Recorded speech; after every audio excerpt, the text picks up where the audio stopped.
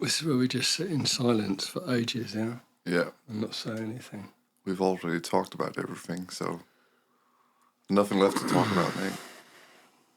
Well, there's always something. Yeah. I mean, I think that the thing that I would say is that, okay, first of all, your name is Jasper Østergaard Larsen. Yes, Jasper very Østergaard good. Larsen. Wow. And I just posted a podcast of you probably a couple of months ago. I posted one, but the truth is that podcast was done a year and a half ago. Yeah. And hang on a second, I just want to get myself untangled. A lot has happened in that year and a half, and really, for me, let's say it like this. I had this idea to do podcasts. I set up a really unsophisticated studio, filmed you, sat on it for quite a long time because I didn't know how to edit it and I needed to find out all sorts of stuff. And the result of that is that a year and a half later, I now have all of this set up. Yeah. And it's all working more or less. Yeah. We had a couple of gremlins when we were testing it earlier on. It's like the version 2 beta. Yeah. It's working fine. It works fine. So if we do end up posting this, it's going to seem like, okay, so you interviewed Jasper and then a week later you interviewed him again. But it's not, it's a year and a half. Yeah. And my world, wow, a year and a half, my world is totally different. Things have changed beyond recognition.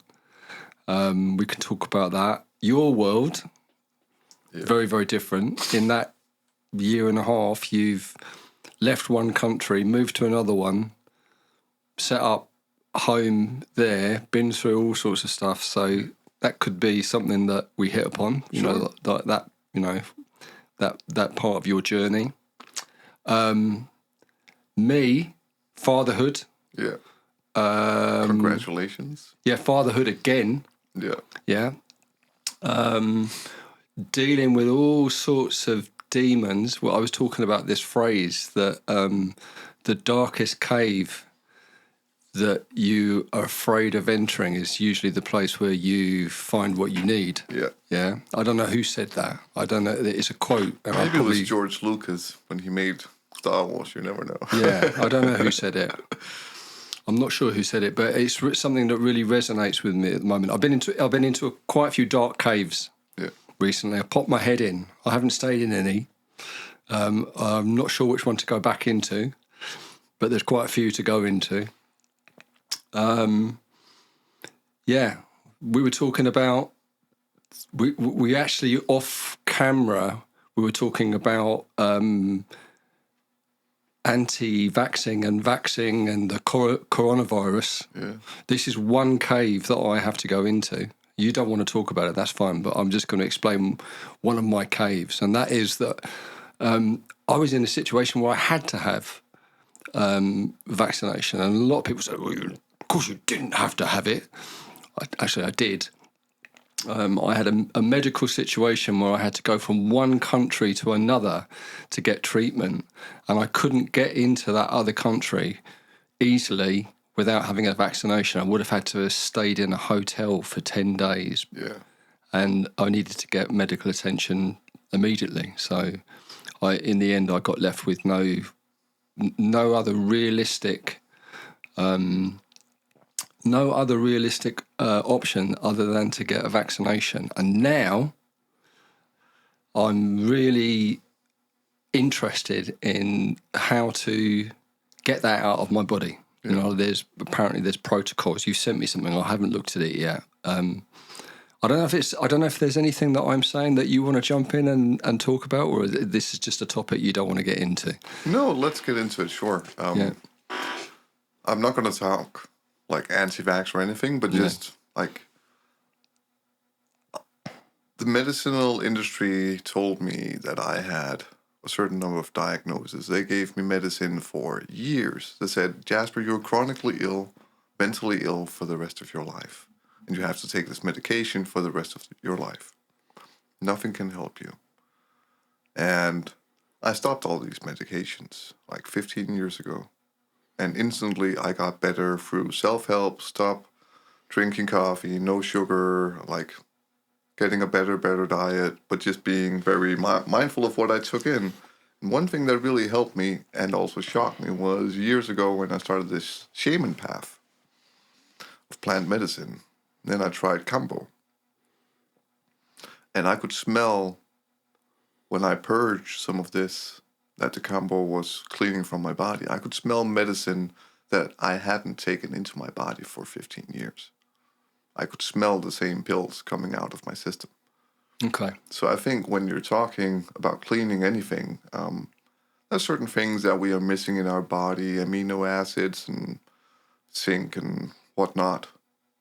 But especially, we need something to help us. And I don't like the word agent, but I think kambo is amazing for many things. And of course, always water. Yeah. Water. Because when people are fasting, they don't...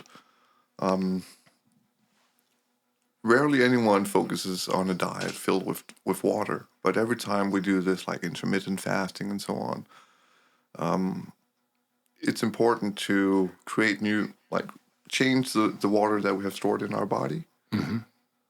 So if we can dehydrate quite a lot and take new water into our body, that is also very beneficial because at least I believe that there's a lot of memory, muscle memory and traumatic memory that is stored in the water. And I think that's very, very important. Of any diet, the most important thing is always water. So, okay, can we just rewind? Because I just want to... Okay, I just want to understand something. Okay, so basically what I've been saying is that I had this situation where it's not super personal. I had a ruptured Achilles tendon. It was completely unattached. You know, like it was holding on by a thread, and I had to have immediate surgery. I was told that I had to have immediate surgery, and I actually checked with someone that I know really well in another country, because this happened to me whilst I was on the continent in Europe. So I checked back at home in England, and this doctor that I know really well basically said to me, if I was you and if I was in your situation, I would have this operation, okay? I had the operation, and then it looked like I got like a low-level infection in my leg. And there's an echo back. The echo is back. Is it? Yeah. Okay, hang on a second.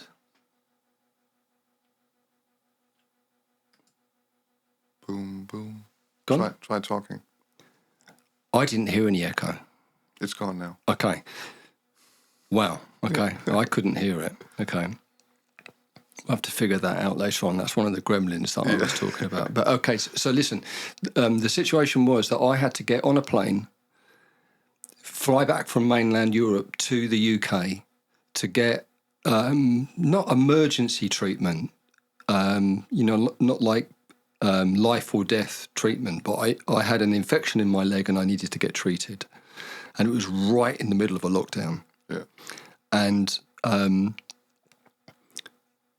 I looked at every single option that was available to me, and there was no way to get back into England without getting a vaccination. Also, it's important to tell people that you also didn't really have options here. No. Because no, I didn't. There was no medical treatment available to me because of Brexit. Yeah. Okay. Which is crazy. That's a completely another topic. But yeah, that's right. There was nothing available to me once I'd had the operation, once I'd had the emergency treatment. Unless I went totally privately, there was nothing that I could do. And so I weighed up everything, and I thought, okay, I don't have an option. I'm going to have this vaccination. I don't want a vaccination. I'm not an anti-vaxxer, I'm not a vaxxer, but that particular vaccination, I didn't want it, And not only did I not want it, I didn't like the fact that I was being controlled. Yeah. Like that I couldn't go from one place to another or do something that I needed to do without having a vaccination. Yeah. So I had it, went back to England, got the treatment I needed, and I haven't really thought about it for a year and a half, okay? I was on crutches. My hands went numb. I got what the doctors told me was carpal tunnel because of it. They said it would happen quite a lot with people that were using crutches, and then it went away. And I haven't had any health issues since, like in a year and a half. But then a month and a half ago, 2 months ago, I got numbness in my hands, and I thought, okay, I have carpal tunnel. And then something in my head. And this is the thing that really, really bugs me about this. This is why I've decided to say this story. The thing that bugs me about this is that I don't know what part of this is fear-induced paranoia from all of the media, all of the hype, and what part of it is me being rational and just thinking, okay, well, that's a possibility. And the thing that I'm getting to is that part of me thinks that there's a possibility that the numbness in my hands is related to the coronavirus vaccination that I had in order to go back to England. And you and I have been talking about this. You told me about there's a protocol. I'm going to look at it and possibly use it to see if I can cleanse myself a bit. But this is what you were saying. You were saying that 15 years ago, just run me through it again. 15 years ago, you were diagnosed with some kind of mental health issue, and they said you were incurable and you have to take this forever. Yeah. What was it, lithium or something like this? Yeah, I got lithium, Seroquel, lamotrigine, sertraline, all kinds of things, even experimental medicine. And at some point, you decided to go against the medical advice that you were being given, and you stopped. Yeah. What triggered that? Why did you decide to not listen? Well, I think I've always trusted in people and what they tell me. And when I was young, I was very ideological about, I thought that politicians and doctors, they knew what they were doing, and I trusted them. Like, if I saw in the newspaper, the politicians are going to do this, I was like, okay, they're going to do what they're saying. That was my belief as a young teenager. And I believe that doctors had a good education. They knew what they were doing, and they were giving me the best advice they could. But at least for me, when they give you a death sentence almost and tell you you're sick for life, we can't do anything about this, then at least for me, I started to research it. I was asking questions, and my girlfriend at the time was a nurse. And I started reading these books about medication, the symptoms, what does it do for you, and how does these medications actually affect you in the long term. And when I was looking at people around me, all of them had their lives destroyed by medicine, and that made no sense for me.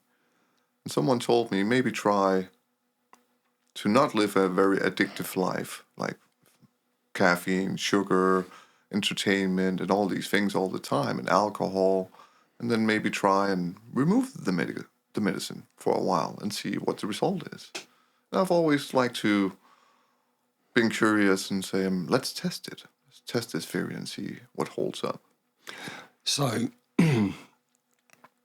what I was saying at the beginning, there's this quote. I don't know who said it. I don't know where it comes from. I'm not sure of the exact quote, but it's something along the lines of is that the darkest cave, the one that you're most afraid to enter, is where you will find what it is that you're really looking for. Yeah. It's where you'll find what you're searching for. Was this a dark cave that you were in? At that time when you were told that, like you'll never recover, you're going to be like this for the rest of your life. You're going to have to take these medications for the rest of your life. Did you just accept that as a okay, that's how it is, or did you feel that it was like a really, really let's say traumatic part of your life that opened a door for you to discover something else? Yeah, I feel like I chose to walk into this cave of the unknown because when I did these things, there wasn't a lot on YouTube or anything anywhere else on the internet about people just stopping medication and trying to better themselves. I didn't have any idols, anyone, so I just followed my intuition and tried to look at people that maybe knew a little bit more around me. So yes, I choose to sit in this cave of the unknown and trust in myself, and I got better for it, a lot better. So it's a huge jump from taking lithium and other pharmaceuticals to shamanistic plant remedies. I mean, what was, how did you get from that place to the next place? How did you discover that shamanism even existed or was a thing? What were the steps? I think it's always been a natural part of my life. Because you said that, I think that what you said was that some years later you took Kembo. How many years later? I think that's like 10 years. So that's quite a long journey. Yeah. 10 years, and you took Kembo, and these drugs these pharmaceutical drugs that you've been taking 10 years before, you said that you could smell this coming out. I could smell them. Yeah. So take us through that 10 years. How did you get from taking lithium to taking Kembo? I think for some people, they reach a certain threshold, like this is good enough in life. Like this is fine, I'm comfortable.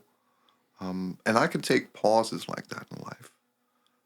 But I always want to move into, well, what's next? Like into the unknown. What's the next cave? What is my next obstacle in life? And so self-development, I went to these 12-step programs and stuff when I was younger. And I did that for over a decade of my life. So is this like group therapy where you go every day, or no, more like NA and AA, like Alcoholics Anonymous? So is that every day?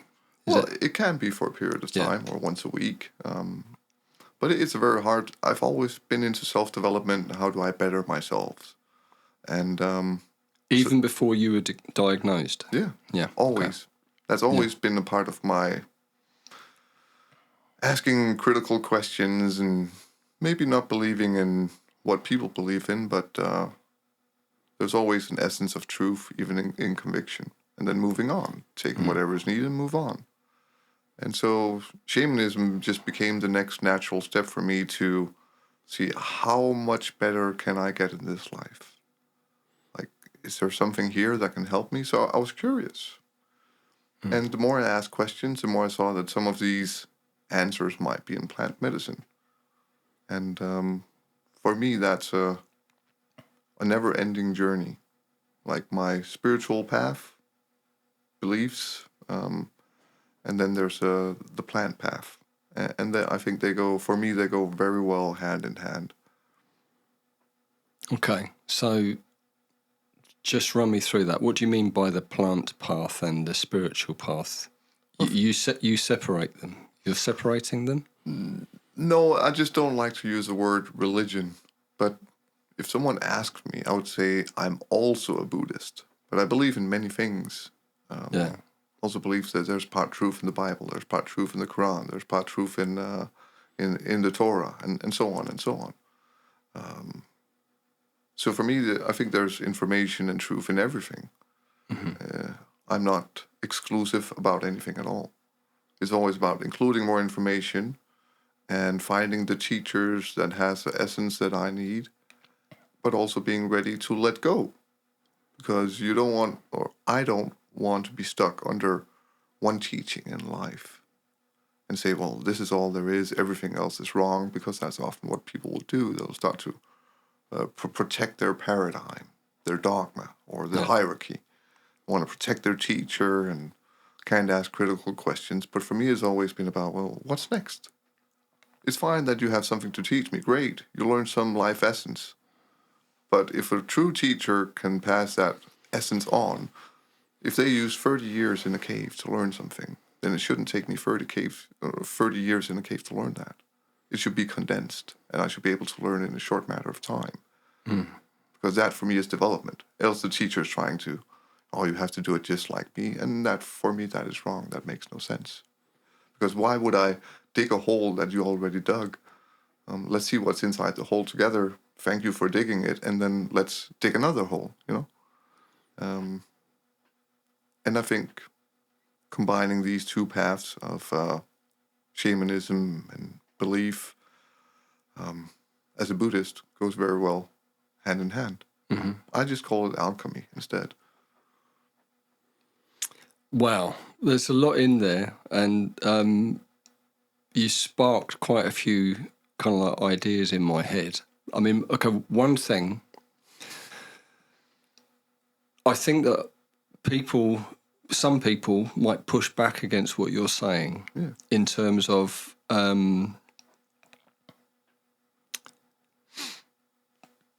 I know I've heard it said many, many, many times that if you want to really, really understand, for example, Buddhism, okay, then that's what you should focus on. And you should focus on one particular part of it, because Buddhism is such an expansive topic, and it's I don't know if it's designed, I'm not sure that's a really good word, but it's suitable for many different types of people. Yeah. So it could be that, you know, part of the work is to find out what kind of person you are, and then seek out the elements within Buddhism which were going to be beneficial for you. And then when you found those, stick with those and don't dilute them and don't mix them with anything.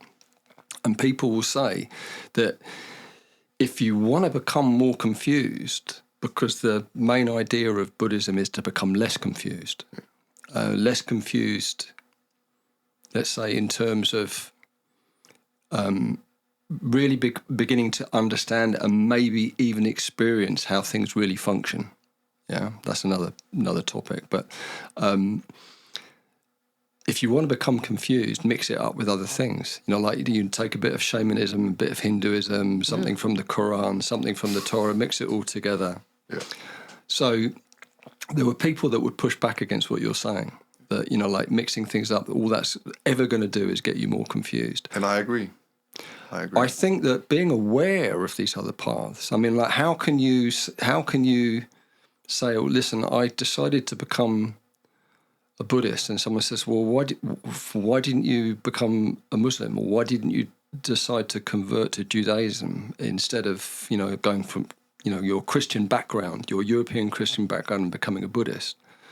And if you say, well, I don't know anything about those faiths, religions, whatever you want to call them, then probably you made quite a rash decision. It's quite wise to have at least some grounding in what these other faiths do. Yeah. But maybe mixing them up would get you confused. So how do you respond to that? You know, like that you're saying that you think that these things go hand in hand. Like, let's say plant-based medicine, which my understanding is what you were talking about is shamanism. Yeah. Whatever that is. That's, again, a huge topic. But you say that it goes hand in hand with Buddhism. Just expand that a bit. I just want to, I think the word natural medicine or just medicine is a lot better to use. Okay.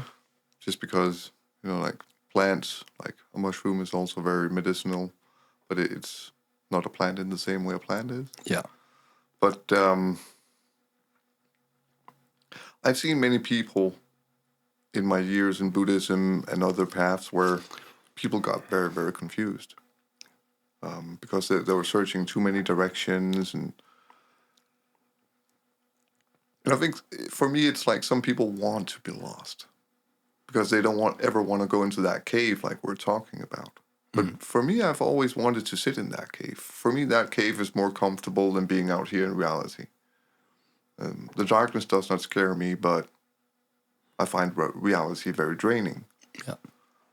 I would gladly press a button, sit in a cave for 30 years for myself, and contemplate and meditate, and I could learn a lot. But also, it's also beneficial to be out in society, even though we don't always like it. So I would say, just because I do it and I can get the best out of it in my life, doesn't necessarily mean that I endorse it. No, I don't endorse it. Yeah. Actually, I would say quite the opposite. Yeah. It's like if someone asked me, "Hey Jasper, should I do ayahuasca?" I will tell 9 out of 10 people at least, not yet. Maybe you should do some other things first. Because when people are searching for that single thing that can just help them, well, maybe they're not ready for that change in their life. So maybe we should do something else first. Maybe we should learn to meditate. Maybe we should seek us. At least in the Western world, I think many people should use a therapist first. Yeah. To get their personality in check. That's definitely my experience of you because, like I say, I was explaining to you that I had this numbness in my hands and I wasn't sure whether it was carpal tunnel syndrome again from when I was using crutches a year or so ago. Maybe it reoccurred, or maybe it was something to do with this coronavirus vaccination that I had. And when we talked about it, you didn't immediately say, because I actually said, what do you think about the idea of using these natural remedies, these natural medicines? And you immediately said, no, probably better to go to an acupuncturist. So you weren't trying to sell it. And let's put this into context. I don't know if this is a word that you would use, so change it if I'm using the wrong word. But at the moment, you're kind of like serving an apprenticeship as a shaman. You're learning how to do this. So you're training. You've been training over a number of years. Apprentice, is that? Yeah, apprenticeship. It's kind of on pause because like my time in Denmark. Yeah. But it is something that I'm gonna pick up again now that I'm closer to the teaching grounds. Yeah. So maybe we say something about that because like I was saying at the beginning, I posted a podcast where we were talking. And actually that podcast was a year and a half ago. Yeah. Yeah. And but I sat on it for ages. It was something that I'd been thinking about doing for ages, actually interviewing people. I've on my whiteboard, which has been blacked out, so it's not on camera. There's a list of people that I'm going to interview over the next months. All sorts of different. It's not. It's not all about natural medicines or about shamanism or about religion or about anything like that. There's lots of different topics on. I'm just a test dummy. Yeah, you're the test dummy. But really, what it is that there's been a year and a half gap between the podcast that I did with you before and this one. Now I've got a proper podcast studio set up. Well, proper, decent. Yeah. I've got the technology to do it. Before I didn't really have the technology. I was still I was experimenting with what would work and what wouldn't work. And like I said to you before, there's been massive changes in my life in the last year and a half. We were talking about these dark caves. I've been in quite a few dark caves, had a look around to try and work out what it is that I need to do next in my life, because there's, we live in such a strange world right now. And I don't mean that in terms of, like we were talking off camera earlier on, I'm not an advocate of doom and gloom and the end times. I don't think this is a sequel to the end of whatever's happening for humanity. It's a really interesting time to be alive. Yeah, but it is a very strange time to be alive. So really, in this last year and a half, that's been I would say that my main background focus has been how to become more independent, how to kind of cut free from society without becoming a recluse or an outcast. I haven't achieved that so well, but literally how to have as little connection with like organised government and the council of your local town or the administration bodies of your community. How to have as little contact with all of that without actually completely unplugging, because I want to be integrated and part of my community and all the rest of that kind of thing. I know that your life has changed massively in the last year and a half. You've moved from one country to another. You now have got your own place. I'm not sure I'm allowed to say this, but you told me that it was the cheapest property in the country where you're living. It was. Do you want to say a bit about this? Sure. I had someone visiting in Spain, and we sort of hit it off, fell in love a little bit. I went to Denmark to see my daughter and this woman. And I think 1 month later, almost to the date, I bought a house in Denmark. I know, and I have to say that I was incredibly surprised because you basically this was around about the time that my son was born. Yeah, I think it was. It was around about the time that my son was born, and you said that you were just going to Denmark for a little while. Yeah. For some weeks or some months. And you'd said that to me a few times during the year. And actually I got to the point where I was thinking, I'll believe it when I see it. Yeah. He said he was going in August, and he said he was going in April. Yeah. So he leaves in November. Yeah. So when you went, I was like, okay, well he's finally gone back for a visit, and then he didn't come back. Yeah. And at some point you said, I've bought a house. I was like, wow, okay, that was unbelievably quick. I mean, again, I'm not sure that you want to get into this too much, but more or less you'd been in Spain for years looking for a house to buy and not bought one. And then you went back to Denmark and bought one within a week. Yeah, but you've visited me like many different places where I live here. And it's funny because I was looking here for years and I never found that place where I felt at peace, or there was calm, or where I could really feel like I could develop myself. I could visit people where I felt that energy, but it was never there for me. Yeah. But there was something in this, if we're talking about things being spiritual, we had a very short relationship, me and this lady. It lasted 3 months, and then it was off. Okay. And that was a bit hard, but how do you say this?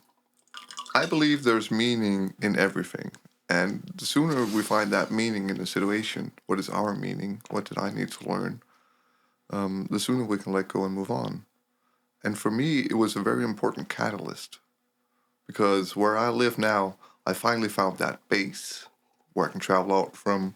I can develop myself. There's calm. There's peace. I have wonderful neighbors without barking dogs all the time. Yeah.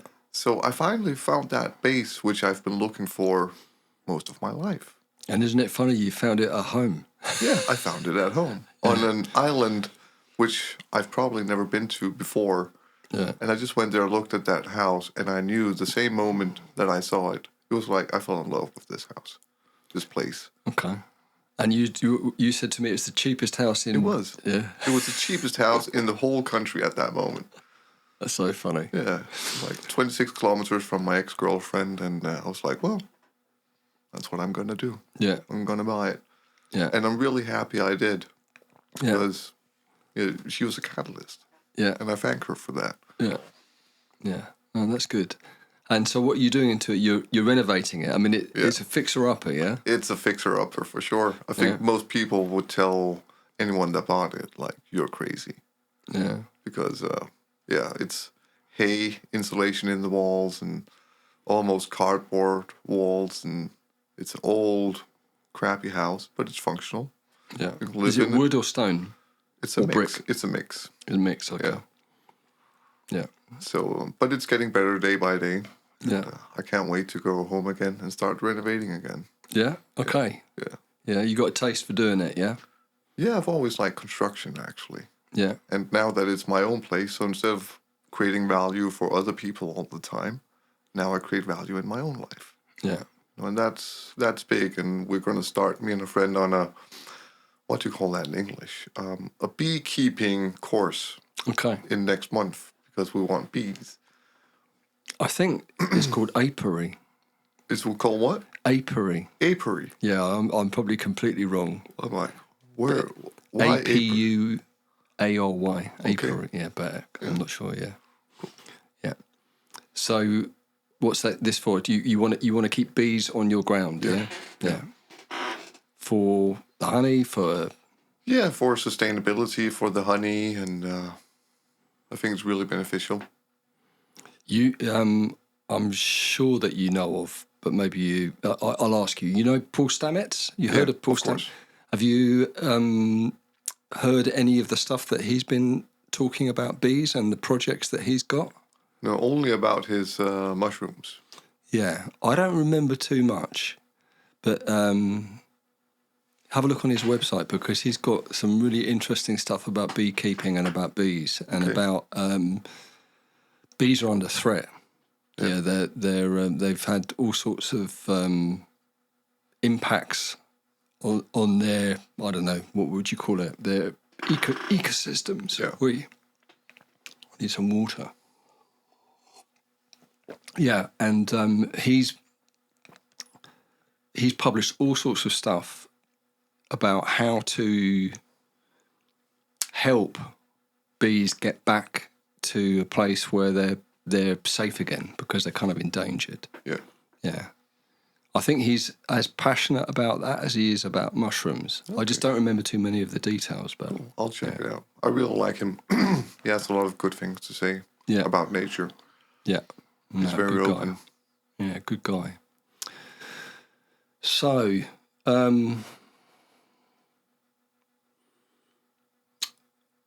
so let's maybe talk about. So you said that you've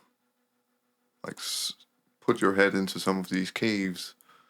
Yeah. But you haven't really stayed in them the last year and a half. Yeah. So what's your plan to sit in one of these caves and let the darkness overcome you and see where you can find your light? What's your plan? I don't really have a plan. I think I more have, it's more of an aspiration of how I want to develop and how I would like to live my life from now on. And there is I think that I would liken it to kind of like the parable of a tortoise and a hare. You know, I think I was always really in a hurry. I wanted to get things done. I was always busy, and I wanted to somehow, being in a hurry, it looks like you're really busy, and from the outside, it looks like you're getting things done. But I didn't feel like I was making any progress whatsoever. And quite often, the things that I would be working on would collapse. Yeah. So like the tortoise and the hare analogy is that I'm just taking things a lot more slowly. I mean, it's laughable. It's taken me a year and a half to put together this podcast studio. But there's been so many other things going on, you know, like that need time and focus, you know, like a little 1-year-old son, you know. Okay, I'm not going to go into all you know, like gushy father stuff about the amount of time you need to spend on a child, but you know, like it really, really, really, really takes a lot of time, and I'm happy about that. I'm not saying it takes my time or robs my time, but I just have to do things a lot more slowly. Yeah, and maybe a little bit more carefully and a little bit more sure. But really, what I'm talking about by I think it's more to do with archetypes. There's a lot. One of the main people that I hear talking about archetypes, and it's by no means the only person, is Jordan Peterson.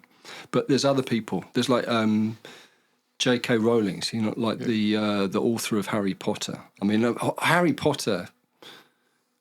I'm sure that if you asked Harry Potter fans, what is Harry Potter about, you get hundreds of different answers about what it's about, but more or less it's about archetypes. And one of the archetypes is that, one of them. Let's say a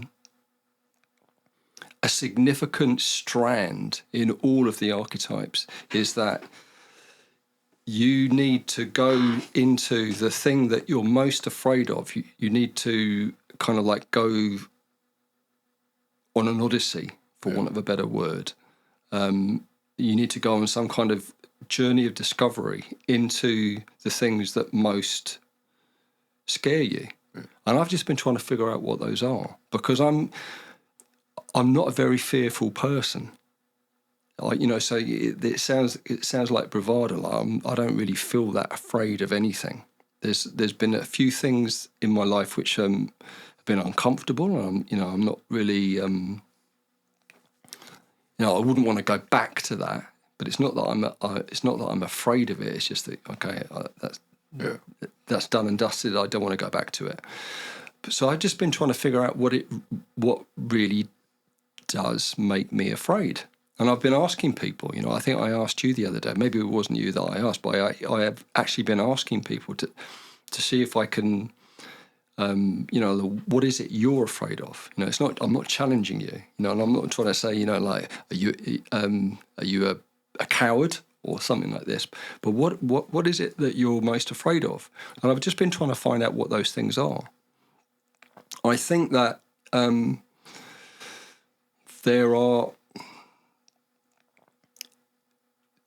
there's a difference between, let's say, I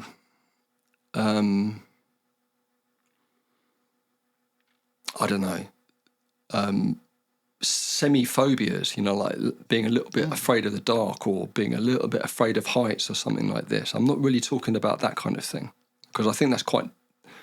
We're talking about a driving fear. Yeah. I mean, I think it's quite normal to be a little bit afraid if you're hanging from the precipice of a cliff and it's like 500-meter drop. Yeah. It's quite useful to have a bit of fear. If you're not feared, then you're probably crazy. There's something wrong. So I'm not really talking about that kind of thing. Obviously, there's things that adrenalise us, if that's a word, that make us afraid. I've just been trying to figure out what it is that I'm really afraid of. Yeah. And that's quite difficult. It's quite difficult to,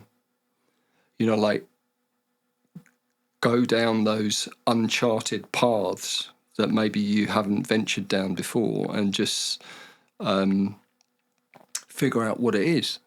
One of the things that really, really, really, really surprised me, and I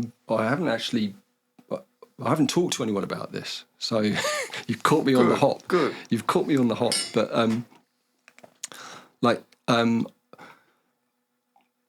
I used to be really, really afraid of public speaking, incredibly afraid of it. And I think I can pinpoint that all the way back to school times. At school, we used to have to do presentations, and it was always a really, really traumatic experience for me. Having to do that kind of like speak in front of, 20, 30 people. And somehow, during my working life, I always got put into situations where I had to speak in front of a lot of people. I had to give presentations, and somehow I got over it. It's not even something that I get. I I think I get healthy nervous before. You know, I get a little bit of of course. a little bit uncomfortable, but I'm not. I can do it. I'm not nervous about it. It can be 5 people, it can be 500 people, and it really doesn't faze me that much anymore. And also, I've all the way through my life, I've done. I've been involved with music and done performances, and I suddenly realised. And I hadn't figured this out before. It's something that I'm getting a bit croaky, so I'm going to get some water. It's something that I hadn't figured out before. That it makes me really, really, really scared. And we've got this local. There's a place locally where you can go and play music. You can improvise, and. I noticed this in a couple of situations that I was in where recently, over the last couple of years, I've been in front of audiences and played music a lot. And I've never felt any kind of anxiousness, but I've always been in a group, you know, like in a band. Yeah. Yeah. But all of a sudden I was just doing it on my own. And I found it absolutely traumatic. And I couldn't figure out why. I've no idea what it is, you know, why it was something that was so that filled me with such trepidation, and that's something that I want to go into. I want to try and figure out what it is. And the thing about this is that this is what I mean about. I think that there's a difference between, let's say, a rational fear, because I know of lots of stories of performers who get stage fright, or they forget their words, or they were afraid of forgetting the words to a song or the words to a play, so they'd have to have teleprompts or, you know, like an iPad suspended in front of them so they could remember. So this isn't something. This is quite normal. You know, a lot of people who put themselves into performance situations. But what it was that I was noticing was that it would make me regress. It would feel like I was regressing back to being a tiny little boy, you know, like a child, being like pushed out onto a stage by someone, a teacher or a parent, or, you know, like you have to go and say some lines and you can't get the lines out, you know, like for some reason, you know, like you can't do it and everyone's disappointed, and it felt like that. It was like this very fearful person inside me, and I never noticed it before.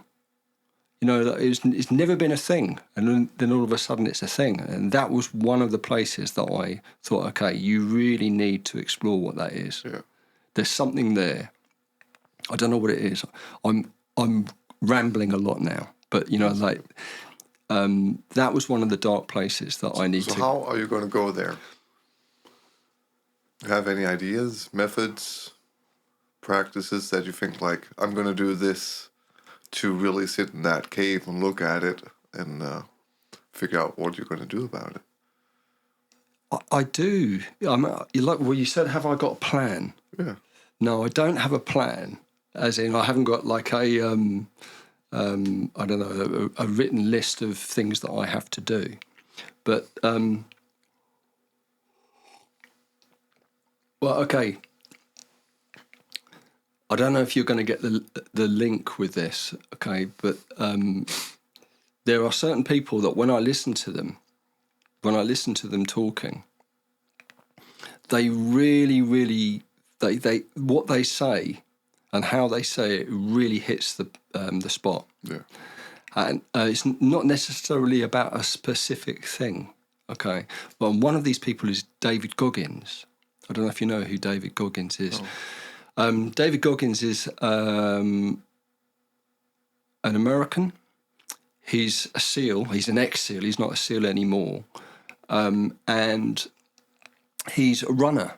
He runs like I don't know what you would call them, like these endurance races, like 3 or 4 day races. They're like 4 times, 5 times longer than a marathon or something like this.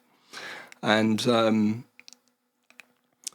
he had, from what I can understand, he had an incredibly fucked up childhood.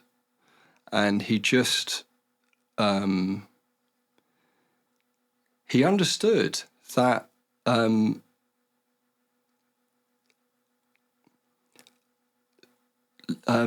that life isn't something that is going to be easy. Yeah. And so if you're expecting it to be easy, then it's game over. Yeah. You just, you have to come from the point of view that everything's going to be difficult. Life is quite a difficult thing. And that you just have to have the attitude that you're going to do it. You're gonna have to just do it. Just do it. Yeah. Yeah, I know. I'm sorry, but I was trying not to say it. You know, like Nike and all the rest of this kind of thing. And I really agree with that. I really agree with it. I mean, it's very. It sounds very, very, very simple. Okay, but it's not a case of having a plan, or you know, like I'm going to do these things. I'm just going to chip away at it and just try and figure it out. I don't know if that's the thing. You see that? I think what it is. Okay. I remember having a conversation with someone that I know a few years ago. They had a really, really, really, really, really bad situation in their life. They had something that was ripping them apart, ripping their whole life apart. This guy's family life, everything was just going to shit. And at some point, he wasn't whinging. He was a friend, so he was just talking. Yeah, it wasn't like he was whinging and whinging and whinging. But at some point, I heard myself saying to him, "Yeah, you just got to man up. You know, this is just how it is." Okay, and I think that I've had that experience at various different times in my life, where you know you just have to bite the bullet and just knuckle down and get on with it and sort things out. So I felt that. I felt like I've done that in my life. You know, like I figured out a lot of things that I need to figure out. And what this is about is it's realising that I haven't. Yeah. I thought I had. Yeah, there's a lot of things that I still need to figure out. There's been a lot of things that have happened during the last couple of years that have, let's say, opened an abyss for me. I thought I was on a path. I thought that I had things pretty much. I thought I figured things out, and that I was going in the right direction. And then all of a sudden, this big abyss, and it's like, okay, well, you need to go into that, and you need to find out what it is that's in there that you're afraid of, and you need to. I think what I'm trying to say, and I'm saying it in a really, really bad way, is that I didn't think that I had these demons, but I'm realising that I do. That there's things that I need to face, but I don't exactly know what they are. I think that performing was one of them. It's a little one, but there's probably other ones. I think a lot of us can resonate with what you're saying, Nick. Like,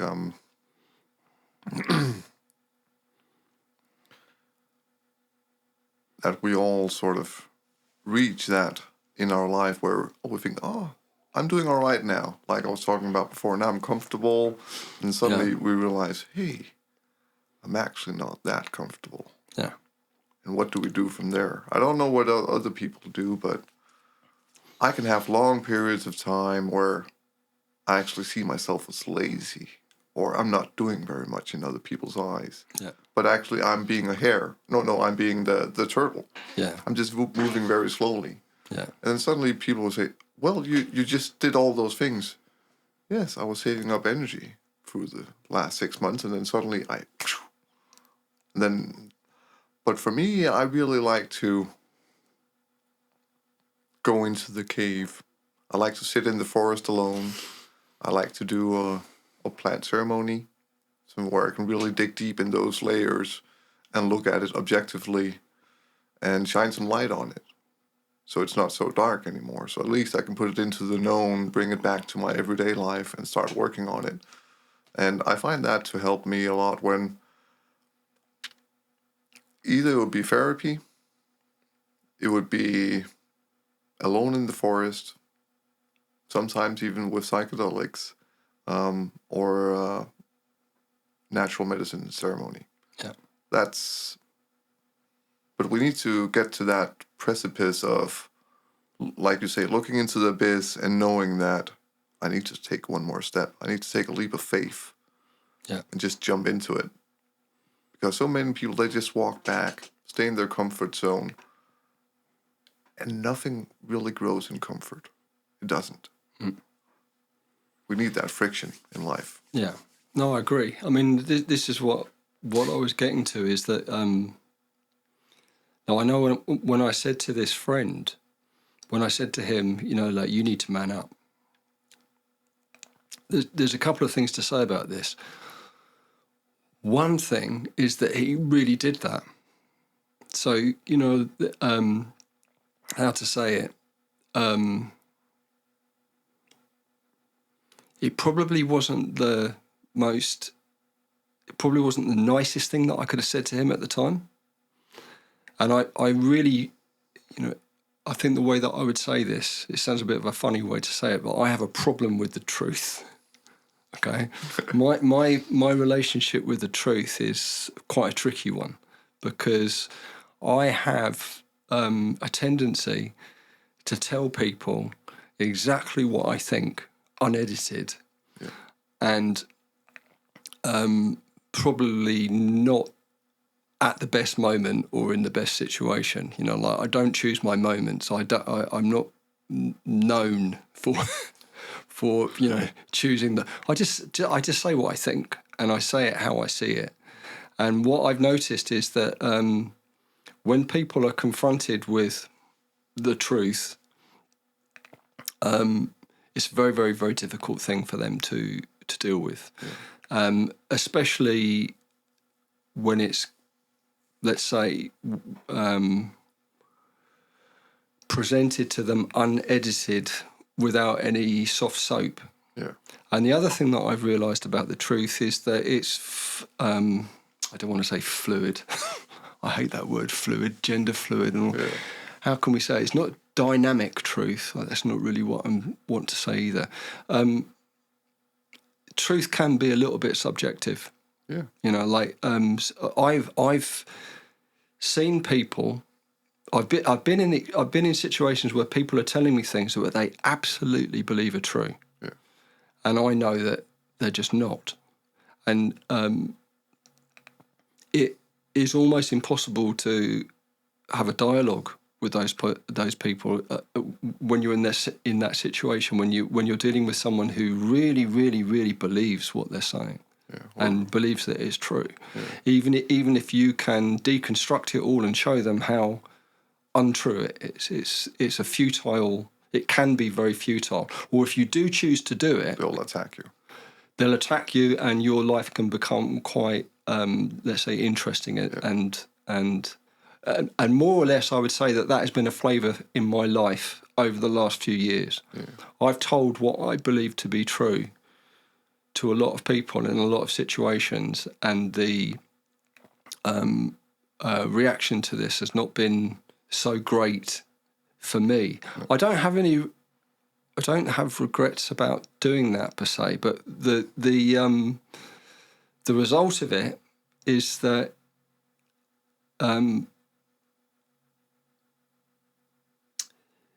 it's made me realise that the ground that I was standing on and sharing with these people, because a lot of them were friends or family, close friends, the ground that we were sharing, and that we both, or that we all believed to be stable, stable, and in terms of, like,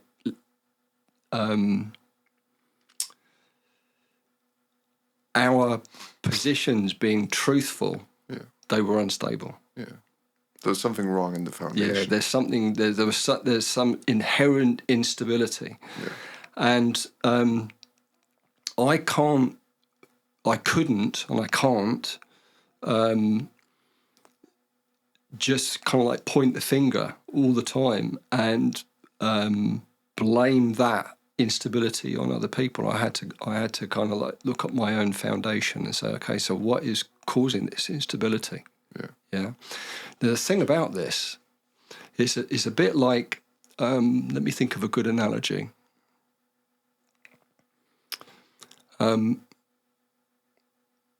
Let's say you were in an earthquake simulator, if there is such a thing. You know, a thing that simulates an earthquake. You're standing inside a simulator and you're feeling all of the vibration of an earthquake.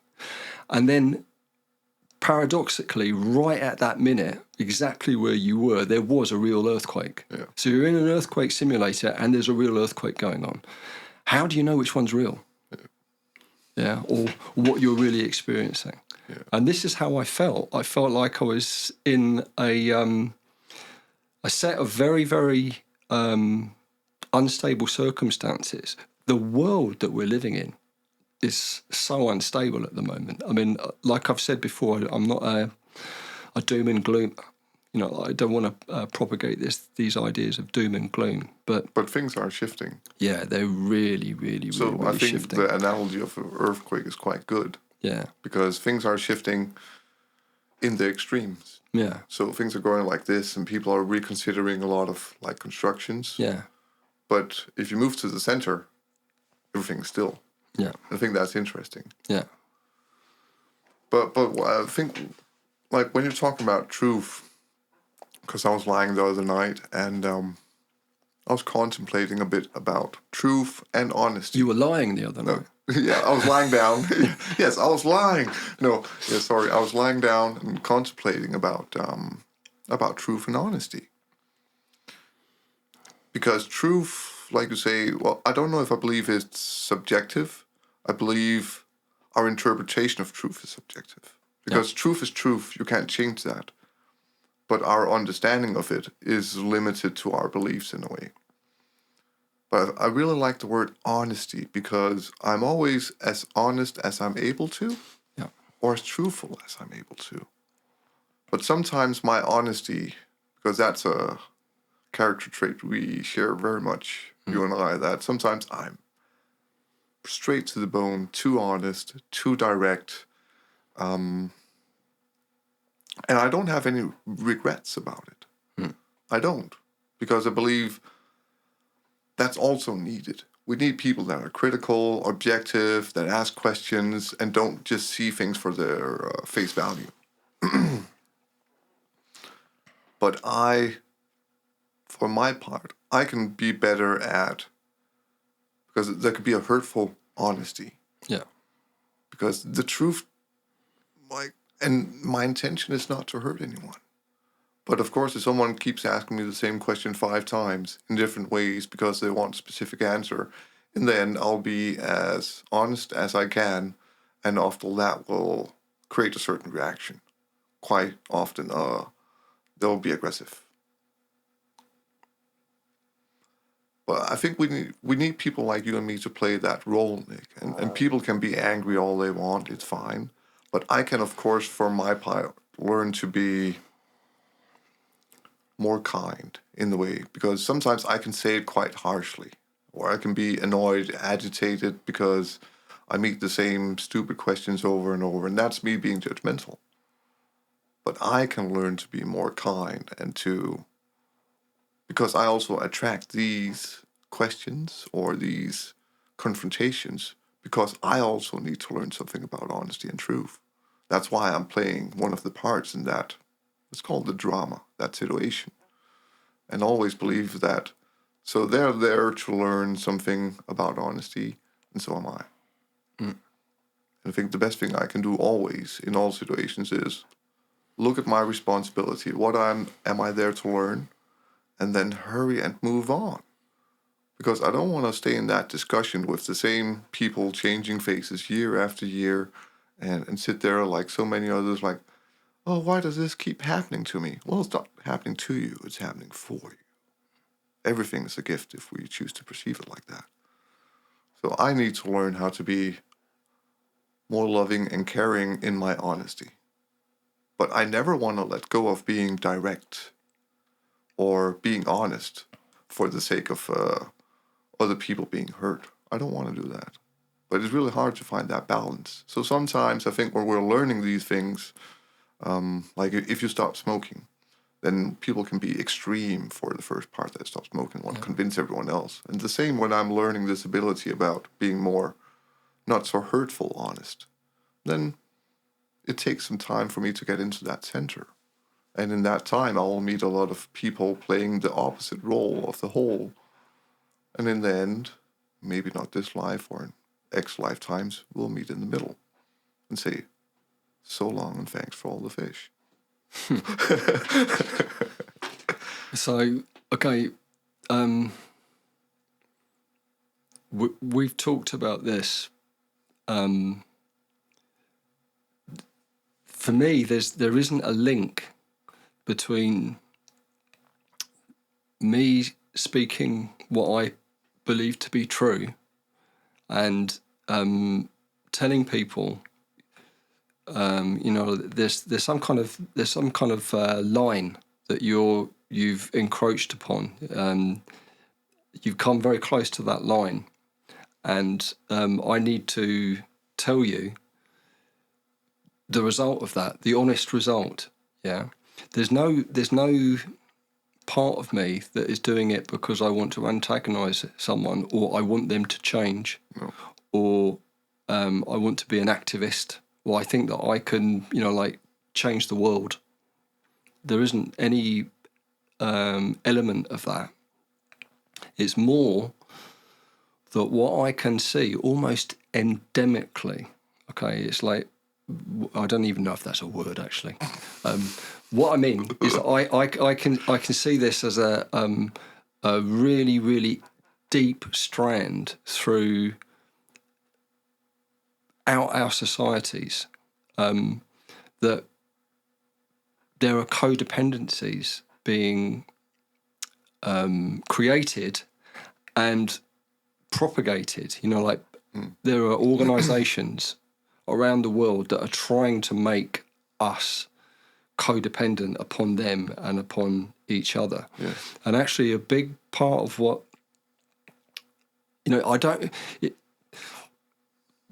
when I say independent, I don't mean, living up a mountain or on an island on my own. Yeah. Like independent of everyone, like a total recluse, cut off from the rest of the world. No. But it just feels like the flavour of our world at the moment is that there are so many countries and organisations and governments and corporations that just want us to be codependent on them and for them to make the decisions about what is right for us and about how we should live our lives. And I just want to try to separate myself from that. Of course. Yeah. And so for me, it's very, very linked with this idea of codependency, where I see actually the two elements are where you hear people claiming to be idealists and talking from an idealistic perspective, who actually want you to be codependent upon them so that they can somehow control what you're doing. And you can see it in every situation in life, everywhere you go. I agree. Okay? And I know that sounds a little bit, what's the word? It's obscure. Like I haven't picked on a particular government or a particular organisation or a particular billionaire. The thing, I don't think it matters. Like this is something that I would really like to know. Okay, this is genuine. It's a genuine question. It sounds like I'm making a joke, but I would really like to know whether Elon Musk is the devil or an angel. Yeah. Because from my perspective, I think that it's quite likely that he is really a visionary and someone that is very, very rare, you know, the kind of person that comes along very, very rarely, and who has real integrity and really, really does care about what's going to happen to humankind. But on the other hand, I mean, it's also equally possible that he's a complete Machiavellian psychopath who's duped all of us, and including me. You know, like I've completely fallen for everything, and that he's, you know, like the harbinger of the end times. You know, like he's gonna like call it all in. So there is this confusion. You know, we don't know who these people are. We don't know whether it's the WEF or Bill Gates or you know, who's behind all of this stuff. And Epstein. Epstein. And actually, this is the point: is that I really, really don't think that it matters. It's more that we recognise that there's something going on. There's a big change happening in the world. Yeah. There's a big change that really, really needs to happen in the world, and we're right in the middle of it. So it's an incredible time to be alive. It is. It's a very blessed time. Yeah. I don't think, like I say, there's no element of, this is not a call to arms, you know, there's no element of activism in this. But I just think that individuals have to start standing up for themselves and reclaiming their sovereignty. Well, I didn't want to say it. I didn't want to say it because this is another thing that I'm really, really unsure about. It's a box that, you know, it's a cave or a box that I'm entering into and looking into. I think there's a lot of crazies out there that are jumping on conspiracy theories and helping them propagate, and I'm really not sure what is fact and fiction at the moment. I don't like the word sovereign. There's a lot of, especially English words, I don't like. Yeah. Because sovereign means king or queen. And the, what do you call it, the hierarchical inheritance of that word would be that you have subjects. Yeah. So there's always a lot of double meanings in these words. So that's why we spell a word and create a sentence. Yeah. It's a formulation. So it's a kind of magic, self-magic. Yeah. I think it's very important to be very objective and mindful of the way that we formulate our sentences. Yeah. Because a lot of them lead to conviction and not very much faith and belief. Yeah. But I think that, you know, like going back to this topic of thinking that I was at a point in my life where I had a lot of things figured out and that I was on the right track and on the right track and going in the right direction, and then realising very, very abruptly that the ground that I was standing on with a lot of other people, shared ground, was very unstable. So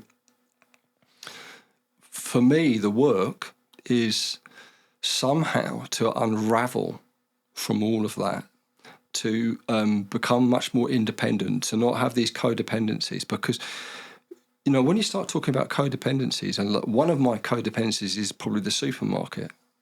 It's too fucking easy, you know, like, you go to the supermarket, it's all stacked up on the shelves. You can just pick what you want. You walk down the aisles with your trolley, you pay, you put it in the car. I mean, the easier version of that is you shop online and they deliver it, okay? But there's absolutely no thought in it whatsoever. I think that I go into autopilot and I probably get exactly the same things. And if they didn't move them around once in a while, I'd probably go to the same supermarket and go to the same shelf, you know, like just totally on autopilot. So this is, for me, it's kind of like a an example of a codependency. So when I'm talking about codependencies, I'm not talking about necessarily in relationships or friendships, or I'm talking about how we deal with all of the different infrastructures that have been built up around us and that we take for granted. Yeah. And the obvious ones are kind of like electricity, water, food, all of the things that we take for granted. And it's very, very, very difficult to just unplug from all of that, unravel, and then try and put it all back together. Yeah.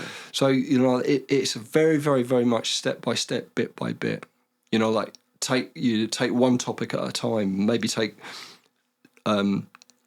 solar energy and eventually gradually quitting your electricity contract with the grid, with your electricity provider. Those kind of things, those kind of codependencies. And so I'm not talking about. It is psychological because it does have a psychological effect on you, but I'm not talking about codependencies as in like dysfunctional relationships. Yeah. As well as, there's a documentary that is very interesting. It's called UNGRIP.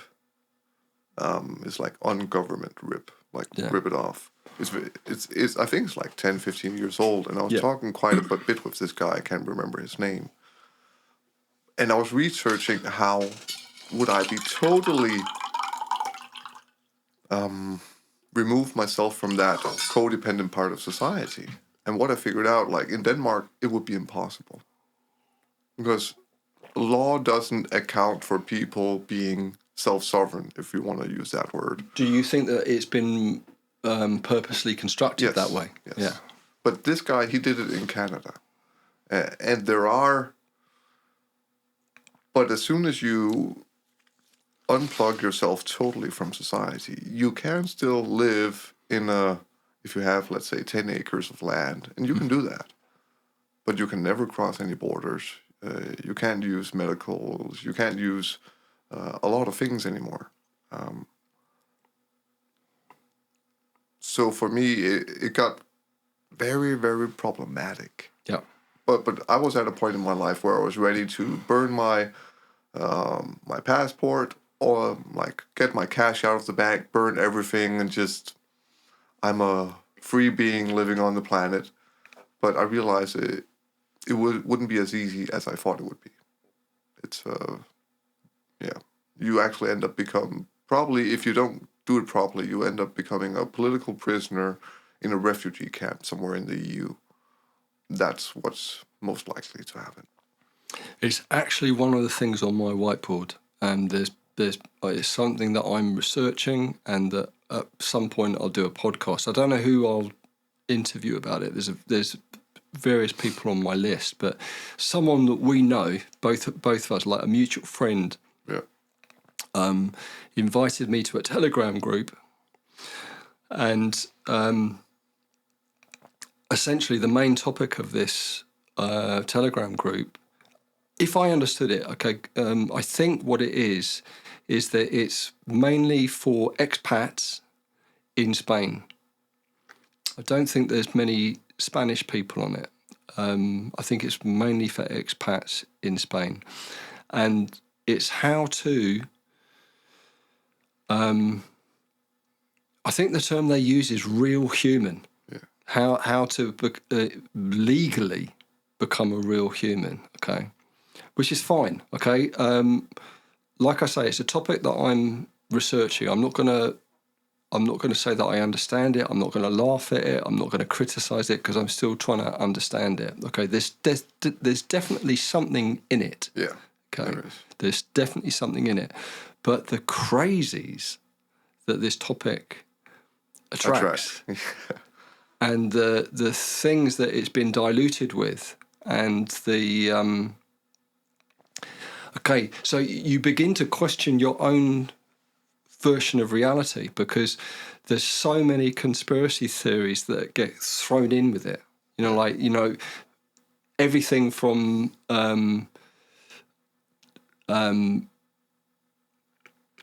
Neil Armstrong didn't go to the moon, the Earth is flat. There's 161 continents that we're not being told about. Something to do with Antarctica, and just huge amounts of conspiracy theories that kind of like unravel from this, that we're all being duped. Yeah. Now, the thing is, I'm sure that we're being duped. Of course. Yeah. We are. Yeah. But I think I told you about this, and it kind of, I'm just looking because it's telling me that it's stopped filming you, but it is still filming you. It is still filming. It is still filming. Okay, that's fine. From time to time on this one group, which is all about, let's say, real law versus natural law, and how to live parallel lives as a real human and also as a part of the state, abiding by state law. That's how I understand it. That's the objective. Yeah. But it also doubles as a place where someone is selling organic produce. Yeah, to a group of people that he calls the tribe. Yeah. And it's hysterical. Okay, I mean, it's really, really, really funny to watch because it is a mine of information. It's got some very, very, very, very good, well-thought information. Yeah. But it's completely diluted with absolute crazies and conspiracy theories. Yeah. I think that our friends, I'm not going to say who, but I think that our friends have actually done this legally. I think they've actually had the documents drawn up so that they have affidavits or something that they can show that they're no longer chattels of the, they're not property of the state. Yeah. And people are doing this. People are going through this process. Now, I think there's something in it. I want to find out more about it. It's one of the caves that I want to go into. Yeah. It's quite a scary, dark place because it, so for example, I've just recently become a father, and I'm going through my family. My family is going through the process of getting all of the. There's water, right? Yeah, all of the documentation that you need for a newborn child, so that a child is legal and can travel and can get, access to medical care and all of this kind of stuff. It is phenomenal, the hoops that you're made to jump through, and the paperwork that you have to get, and the things that you have to get created in order to do this. It's absolutely unbelievable. And really, the bottom line, if you go right back to the beginning of this, is that you can't do any of it without a birth certificate. No. Your child does not exist within the system. Can't get a passport or anything without a birth certificate.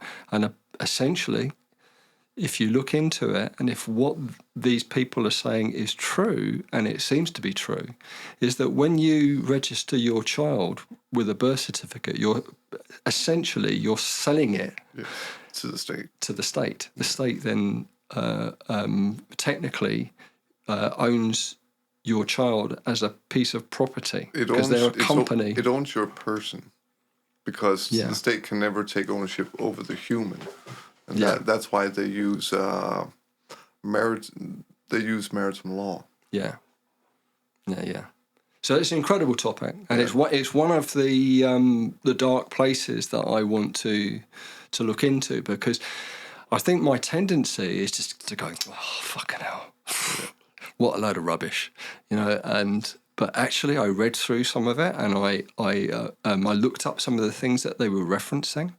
And it starts getting into the Rosicrucians and the Crusades, Agenda 42, and stuff like that. And stuff that certain popes, decrees that certain popes made.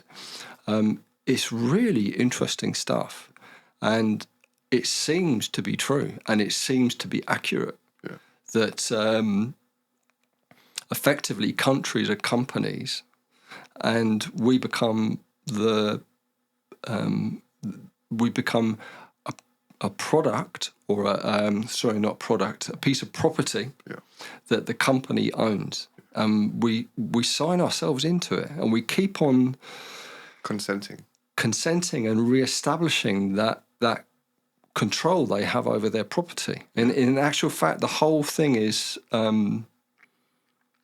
let's say, a concept, and it's not based on anything that's legal or real. Yeah. It's an illusion. Yeah.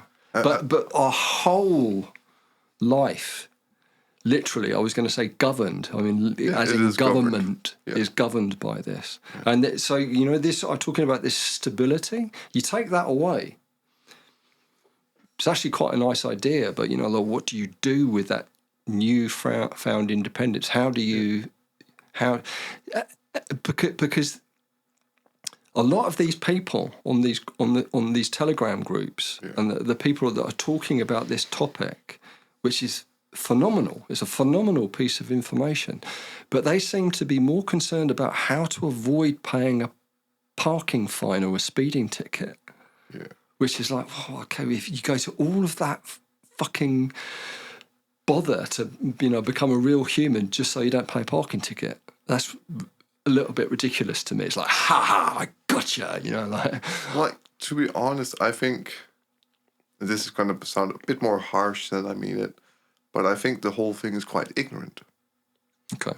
And I mean this in a loving, caring way, that it's a part of our path of understanding and realizing what is going on. Yeah. Because even after all that is said and done, let's say someone is really independent or sovereign, however they want to phrase it. Yeah.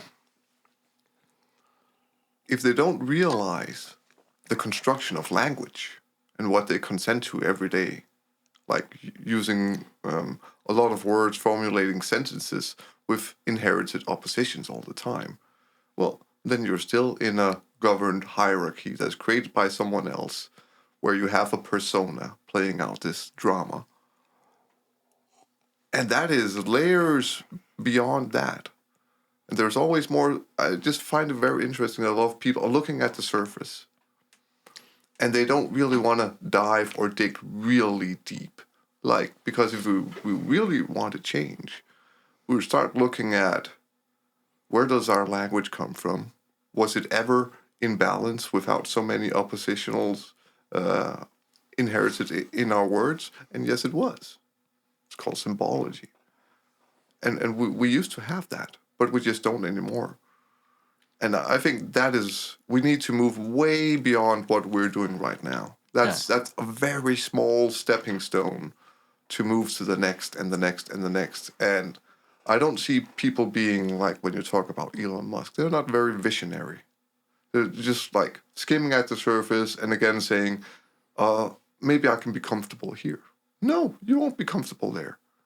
You're just taking a small step. You need to take a really deep dive. And if we're truly fearful, then we would not be afraid to totally recreate ourselves, our language, society, structures, and everything from scratch. But we are. Because we are so codependent on the way we express ourselves, the way we use all our senses all the time. Well, I think, this is one of the caves, the dark caves that I was talking about. Okay, is to do with language. I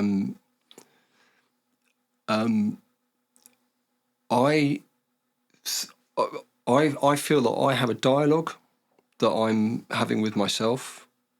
I'm not talking about now, this minute. I'm talking about in general, in my life. There's a dialogue that I have with myself daily. The things that I'm telling myself and the things that I'm communicating to myself, and then what I communicate to the outside world when I talk. Okay, and quite often there's a disconnect. I don't think I'm being inauthentic. It's more to do with, I don't always like the way that I communicate with myself. I think that I think that a lot of the way that I communicate with myself are things that I've picked up along the way, a way of communicating with myself that I've been told this is how you do it. You know, like, you're not good at this, or you're good at that, or you shouldn't do this, or you should do that. Yeah. And somehow I'm re-establishing that. So I'm saying things to myself which I never really thought through, and that I never really internalized myself. They were internalized through my education, through my family, through my culture, you know, what my experience is.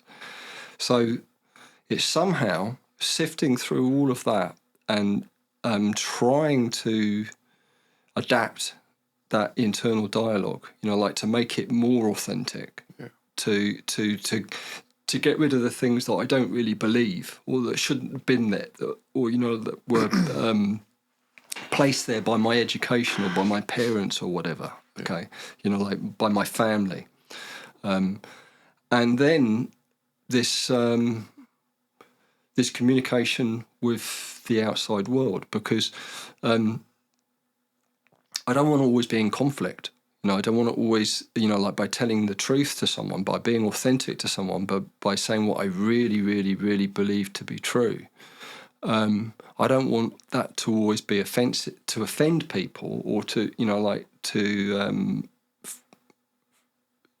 for it to start some kind of conflict. So I think that it's somehow trying to be as honest but as gentle as I can, and be as diplomatic as I can, without actually not being true to myself.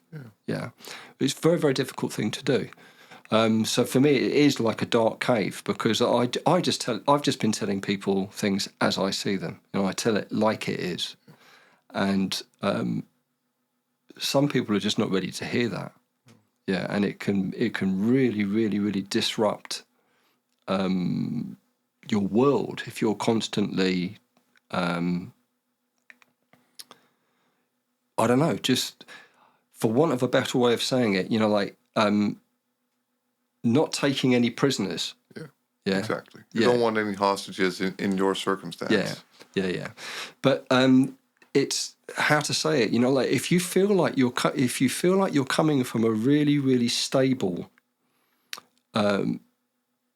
let's say, set of values, and your internal dialogue is stable, and again, you know, has a foundation upon a set of values. But what I've really questioned a lot of the things that I've taken for granted for years, you know, like being told that things, not being told, things that I took for granted, that's how it is. And then realizing, well, actually, no, it's not like that. Yeah, it's really, really not like that. And I think that the flavour of it for me is beginning to understand that a lot of these things, we're being told stories almost like we're little children to control us. Yeah, to make sure that we behave in a way that is going to keep everything on track for the people that are trying to control society, or control different threads of society.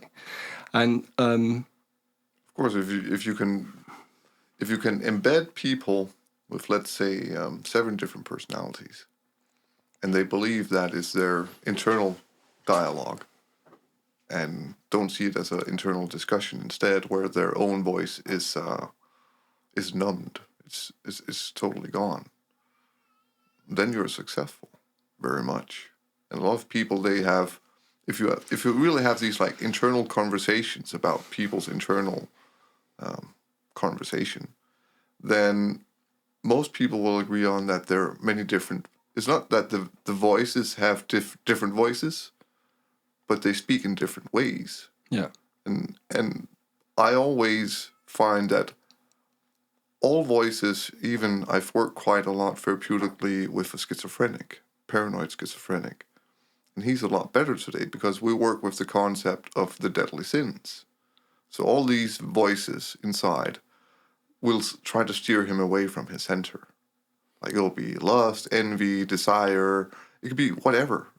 Sometimes he's just trying to revolt from something, push something away. But as soon as it moves away from him and his responsibility in life, then we've agreed upon, then it's not his voice. And I think that goes for many of us, because my true inner voice will never judge. It will never blame or shame anyone. It will never say, oh, you were right to do this, Jasper, because Nick, he was being an asshole. It would never be like that. It would always just say, this is your responsibility, Jasper. You attracted this situation. It would never mention you, because it was always about me and my responsibility. And I think when we can start to feed the other voices less, then we start to get a glimmer of our own true inner voice. And I think that's an interesting place to be. Yeah, finding that inner voice. Yeah. I'm not sure there's much more I can say about that. It's something that I don't necessarily understand that well still. I'm still trying to understand it. And I can't really give... I'm thinking about this now as we're talking. I can't really give you concrete examples of what I'm talking about, so it sounds a bit obscure, but... You should do more LSD then. No, I'm just joking. I should definitely do more LSD. That's definitely true. No, actually, do natural medicine. I just said that as a joke. Yeah. Don't do. But it's more that how to say it.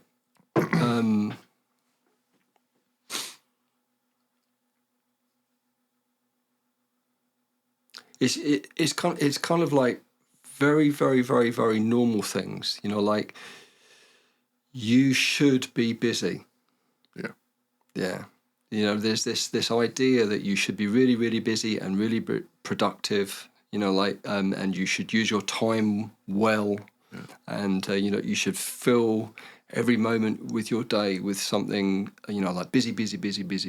Carpe diem, live in the now. Yeah.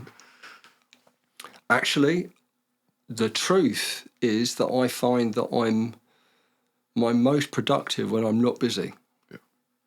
And that I have like some of my clearest moments when I'm having a walk in nature, not when I'm trying to have a clear moment. Yeah. You know, so I think there's a lot of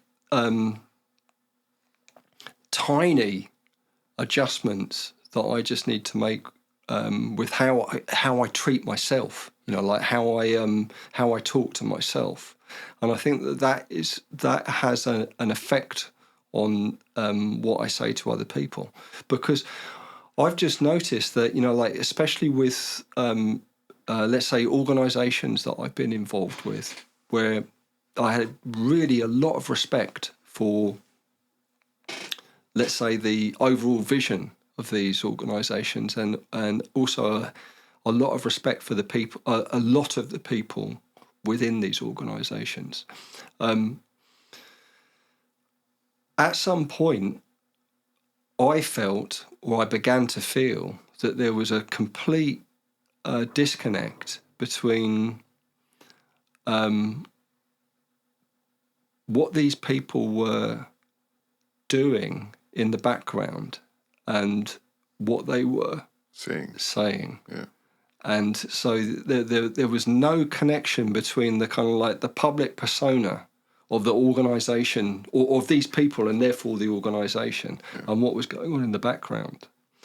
And I just found it absolutely impossible to keep my mouth shut. Yeah. I found it impossible to keep my mouth shut. Now, the result of that for me in my world has been, it has had a destabilising effect. It's destabilised a lot of things, and I've seen through a lot of cracks. You know, like there's been a lot of cracks in the structure of everything, and I kind of like seen through them. But there's one part of me is like, well, do you know what? I don't have any regrets. I'm really glad that I did it. I'm better off out of those situations. I don't have to deal with those people anymore. But there's another part of me which is like, I never ever want to go through that again. Yeah. And I certainly don't want to go through. I'm not looking for people or situations to criticise or to push back against.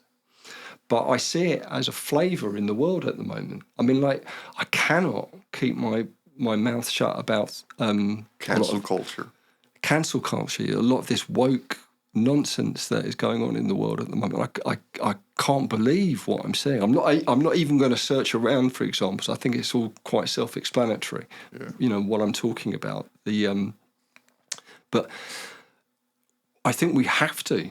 People have to push back against that. So I'm in a real dilemma. I want a peaceful life. I'm not an activist. I don't want to change the world. I don't want to, I'm not on a crusade or a mission to, get followers to follow me and to we've got to establish this.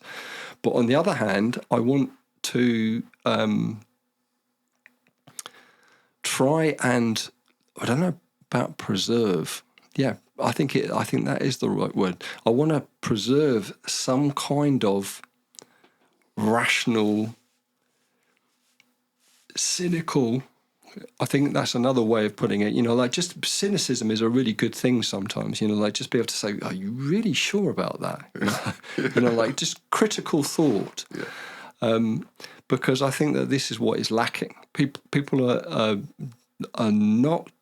They're too afraid to speak out against the absolute absurd stuff Because that they see going on. They're not taught to.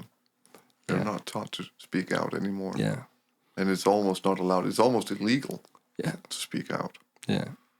I mean, this is a huge topic in this. I think we should wind this up. But someone that I was talking to recently is a teacher. They've been teaching in state school for 20 years, maybe a bit more. And they've quit doing this now. They've decided to quit, and they're doing something else now.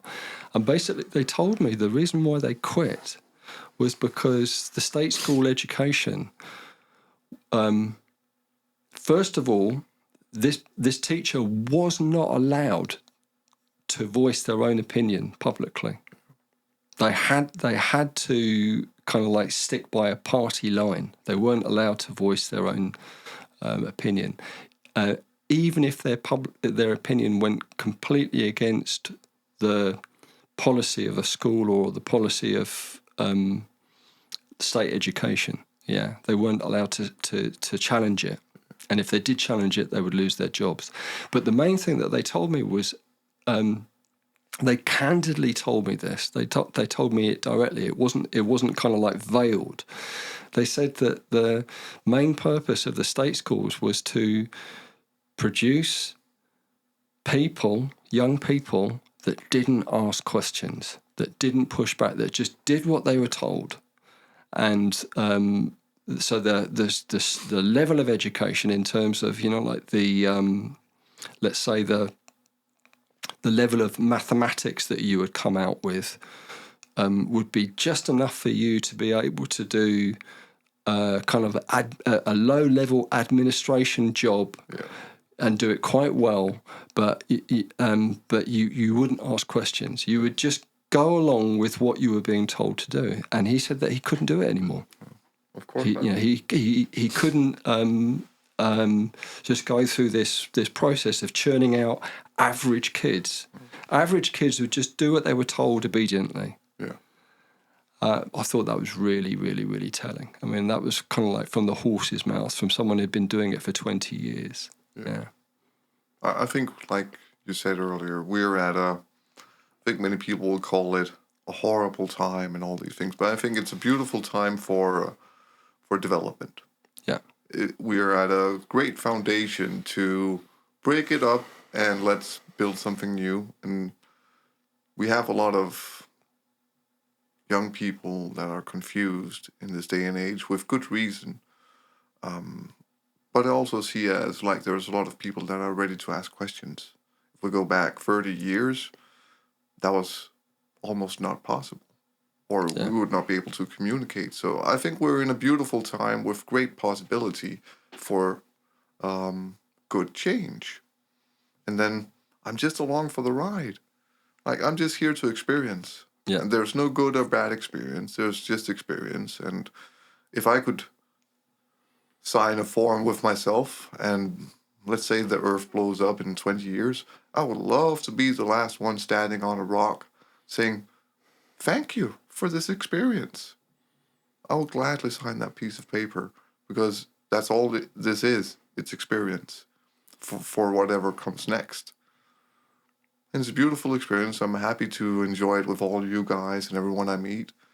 And then I'm really looking forward to waking up in the next existence or the next reality. It's going to be fun as well. Okay, Jasper. I think that we call it a day there. Yeah. Thank you. Thank you.